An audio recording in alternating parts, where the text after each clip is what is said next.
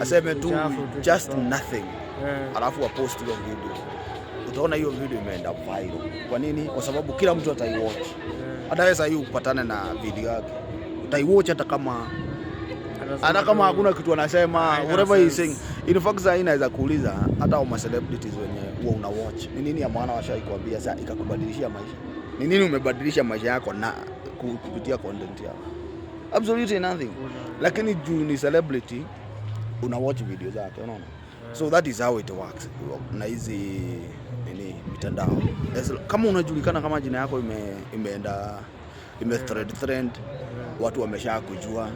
So hata kama hakuna kitu ya maana unawaambia, utasikiza tu.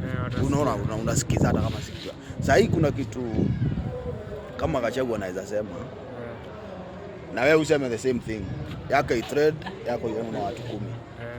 Naona ni kwa nini? Kwa sababu watu wanamjua. So watu si favor, ni watu wanamjua. Yako na fame, ya sure. Ako na fame. Sasa watu wanamjua.